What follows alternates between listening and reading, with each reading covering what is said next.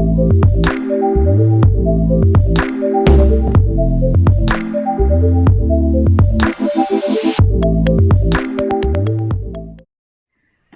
everyone. My name is Risë Nelson, and I have the privilege and honor of serving as the director of the Afro-American Cultural Center at Yale and assistant dean of Yale College. I'm honored today to speak with Secretary Hillary Rodham Clinton and Senator Amy Klobuchar as a part of the 150th anniversary celebration of women at Yale. Today, I'll be speaking with them about what it's like to run for the highest office in the country, President of the United States, and a bit about women's leadership. First, I'd like to introduce Secretary Hillary Rodham Clinton, a 1973 graduate of Yale Law School, former First Lady, Secretary for New York State, Secretary of State, and the first woman to be nominated for President of the United States by a major political party. Welcome. I'd also like to introduce Senator Amy Klobuchar, Yale College class of 1982. Senator Klobuchar is the senior U.S. Senator from the state of Minnesota and the first female state senator elected from that state. She announced her candidacy for the Democratic nomination for the presidency in February of 2019 and endorsed Joe Biden this past March. Secretary Clinton, Senator Klobuchar, it is an honor to have you both here. So let's jump in. Victoria Woodhull, Belva Ann Lockwood, Margaret Chase Smith, the unbought and unbossed Shirley Chisholm, Patsy Matsu Takemoto Mink, Linda Jenness, Pat Schroeder, Carol Mosley Braun, and of course, several more tenacious women who have run for president since then. Regardless of one's political leanings, we can likely agree that it takes an enormous deal of intrepidity to set out to do what no woman has done before, serve as the President of the United States of America. So my question to you is, when did each of you know that you wanted to run for president? And what sparked that confidence that said, I could really do this and I'm going to? What ignited the courage to run and run again? Well, Risë, thank you for having Amy and me on here to talk about this issue as you celebrate the 150 years of women first in the graduate and professional schools, and then, of course, in the college. I never thought I would actually run for office myself until the late 90s, when I was encouraged to run for the Senate from New York to succeed Daniel Patrick Moynihan. And at first I resisted that, said no. It didn't seem like it would be right for me. I felt very committed to helping other people get elected, as I had for years. Eventually, I decided to run.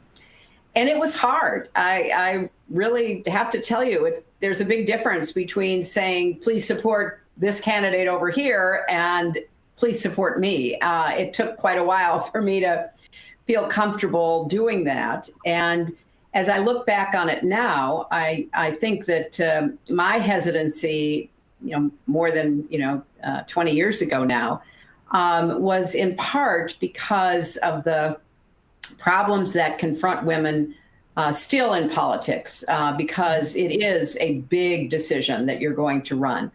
So fast forward, after I'd been reelected to the Senate in 2006, a lot of people began encouraging me to run for president. And that was another really hard decision, because you're right.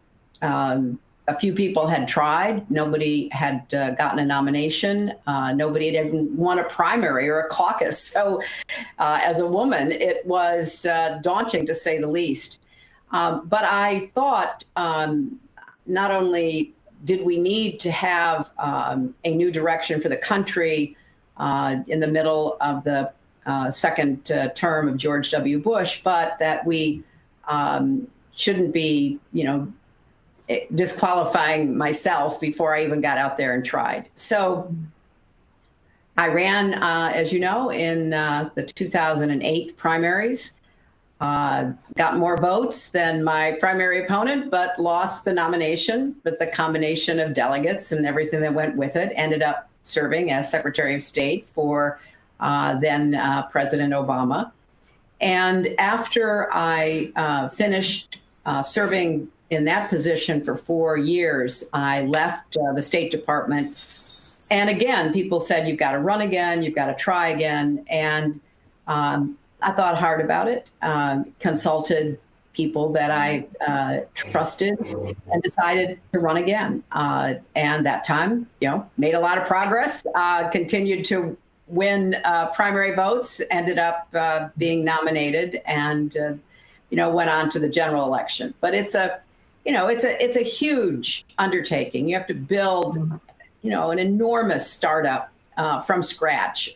In my case, in 2016, it was $1 billion plus operation. So you have to be ready to go where most people don't know where to go and how to do it. And I'm glad that I ran, and I'm really excited that more women are looking at it. And I was thrilled when Amy and several others got on that stage this time around. Thank you. Thank you. And with Senator Klobuchar, maybe you can help me with this second question. I want to mention that opening question was actually motivated by my young niece, who's an advocate for girls and women fiercely supporting each other. And Senator Klobuchar, I heard an anecdote that when you decided to run for president, you called up Secretary Clinton. Can you briefly tell us a little bit about that call, or Secretary Clinton? Can you share with us any words of wisdom or support that you passed on to Senator Klobuchar? Well, I couldn't think of a better person to talk to about this than Hillary Clinton. And we actually met, I remember, right before I announced, before I knew my announcement would be in the middle of a blizzard, but, it shows we have grit. And I'd say this about Hillary as we all listened to her tell her story there. There's another part of her story, and that is that even though Donald Trump became president, she did break that glass ceiling, because history tells us she did, because what happened in 2018 is we had more women win than ever before. And today, as I stood on the steps with all those women senators and House members, as the casket of Ruth Bader Ginsburg got taken down those steps, and this scene of the women that were inspired by her, but also inspired by Hillary to run, I don't think we can forget that. And from the day after the inauguration on, when millions of people marched all the way through to where we are. And when I decided to run, I not only took her advice, but I knew that there would be more women running. Not naive.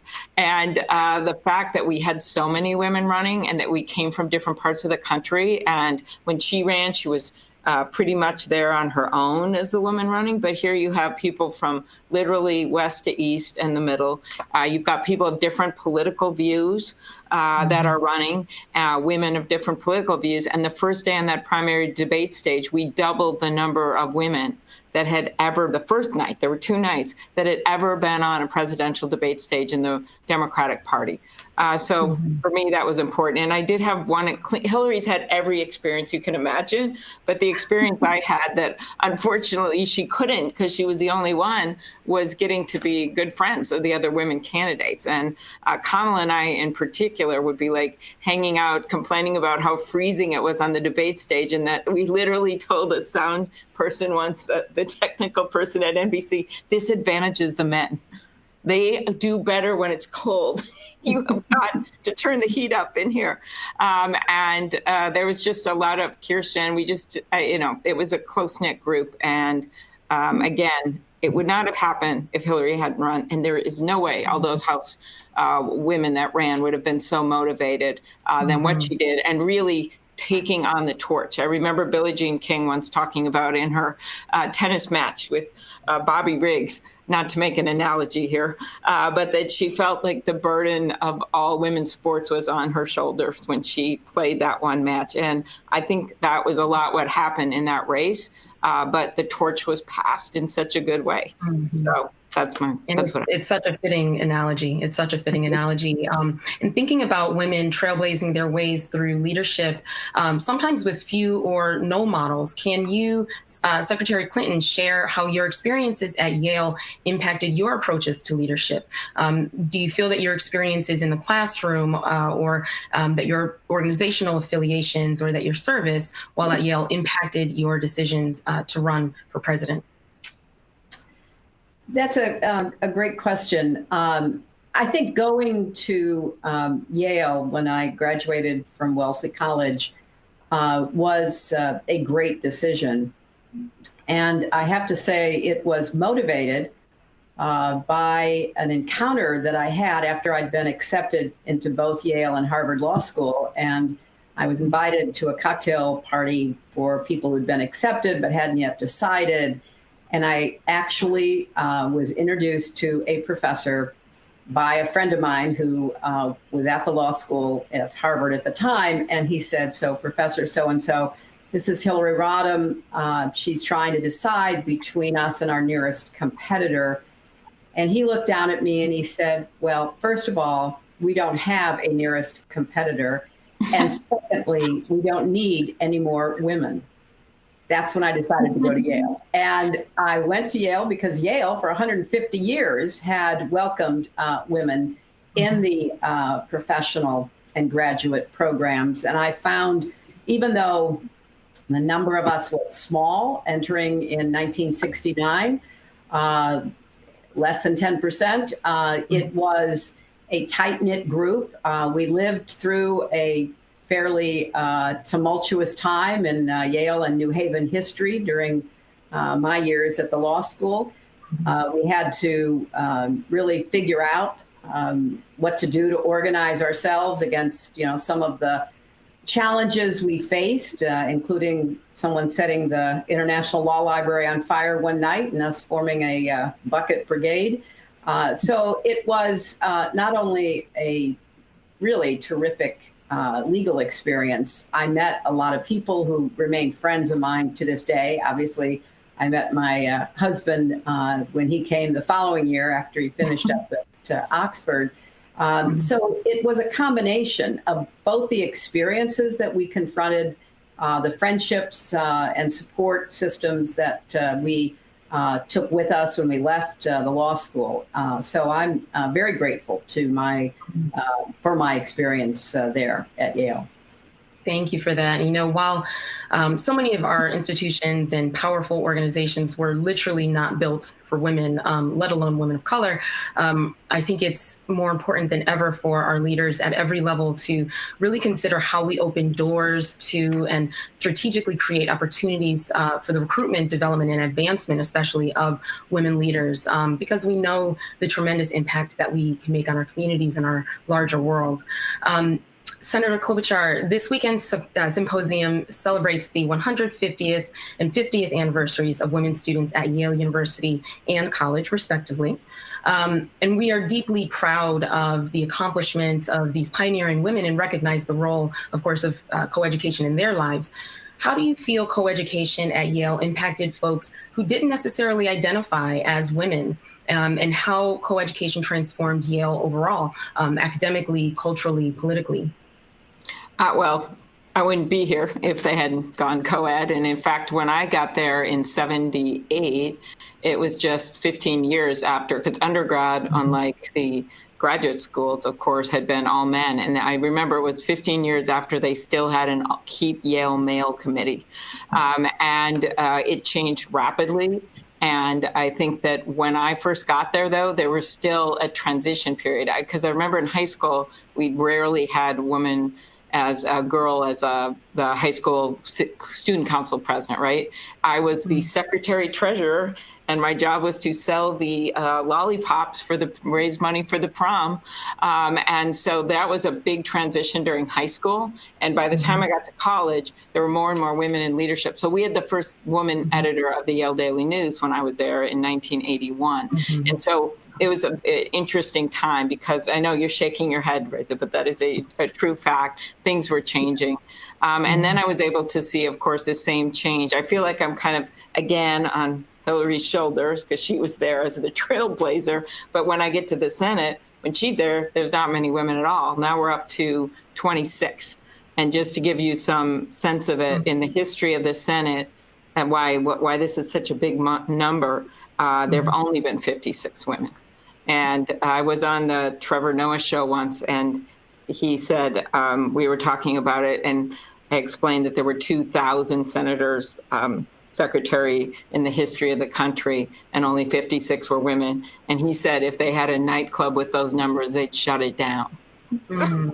It was just such a change. And so you really do, when you're in my role, you look at who was there before you and what a difference that they made. But obviously we started to have, feminist classes, and there was just all kinds of things on feminism, on race that was changing at that time that really hadn't existed before then. Mm-hmm. So thank you for sharing that. And I have one last question. I'm going to kind of take my time with this because I feel like the collective needs to hear this and need to hear from you on this. This question was inspired by my son. I always seek to listen to and credit our youth. So like many of us, you have both faced some intense challenges. Unlike most of us, you've been on the world stage, right? We've seen you push through some really tough times, and your perseverance and just tenacity have inspired many. This past week alone, has been incredibly tough for so many of us. From the announcement that a grand jury has decided to indict only one of the 3 officers involved in the death of Breonna Taylor, may she rest in power, to the chaotic uncertainty with the Supreme Court appointment process and upcoming elections and potential transfer of power, not to mention the fact that we've been struggling with an environmental pandemic, a centuries-old racial pandemic, and a health pandemic that disproportionately affects Black, Indigenous, and Latinx people. And I said this past week, but really it's been months and years, right? So many of us, as Justice Ruth Bader Ginsburg said, are looking forward to brighter days when this eerie time ends. And with all of that said, in these tough, but I truly believe revolutionary, transformative times that we're currently navigating, it can be really easy for people to lose hope. So in your dark or tough days, how have you continued to motivate yourselves to keep working towards your truly monumental goals and fighting for justice and equity? How have you, sought to take care of yourselves and your families, all while holding on to and passing along some hope? Are there any inspiring words that you can pass on to our viewers that might spark or reignite hope and courage to stay the course? Just briefly. Well, for me, Ruth Bader Ginsburg's life that we honored the last few days is that she never gave up. They told her she couldn't even go to law school. She graduates #1 in her class. They told her she couldn't make those arguments that she came up with the theories for on equality under the law. And she goes on that a man should make those arguments, and she goes on and makes them and wins 5 out of 6 cases. And then through the wisdom of Hillary, who recommended her to be nominated by President Clinton, she ends up on the Supreme Court and becomes an international icon well into her 80s. So to me, that means the message there is you do not give up. And I think that is what we've seen. And if you want hope, it's all the people voting right now, despite everything you talked about, what we've faced. So much of it tracing back to a president that has lost all sense, never had it, sense of decency and dignity. A president that just wakes up every morning trying to figure out how to divide people. That when George Floyd is murdered in my state and people are looking for a president that will bring us together, that's not what he does. He literally is trying to undermine our election as we speak. And the fact that people still aren't giving up and that they are organizing virtually and that they are getting their absentee ballots and voting, in the words of Michelle Obama, like your life depends on it. To me, that is all the hope I need right now. And that's what gets us through, because I think we can have change in this country. And I think people are ready for it. And I just see it as there's just no way I'm going into this election negative. I'm going into it positive because of what I see around me. And we should have Hillary answer it. Thank you. Yes, Secretary Clinton, last words. I agree completely with Amy about the need to not only stay positive, but to translate that into action. Everyone needs a plan to vote. And I hope everyone who's viewing this and everyone they know will have such a plan, either to vote early, or if you're going to vote by mail, get your ballot in early, or if you're going to go on election day, be prepared to stay for however long it might take at your polling place. I think there's an enormous amount of energy, and I see much of that coming from young people. It was young people who were, responding to the tragedies that we've seen over the last months, George Floyd to Breonna Taylor, and sadly, so many more. They were in the streets. They were peacefully protesting. They were making it clear that they expect real change. And as I've told many of them in conversations over these last months, you can't ever lose hope. You have to be willing to keep going despite the setbacks. And you have to be willing to participate in our democracy to literally save it. And voting for people who will agree with you to make the changes that are so long overdue and necessary. Whenever I think about hopefulness, I'm often reminded of an incredible thing that Archbishop Desmond Tutu said, in the midst of, so much despair, apartheid and violence in South Africa, where he was one of the voices standing up against that and hoping for a better future. And he said, look, I can't do anything other than that. I'm a prisoner of hope. That doesn't mean it always works out. It doesn't mean that you always get what you not only want, that's kind of minor, what you know is needed for you and for larger society to get better and do more to help more people.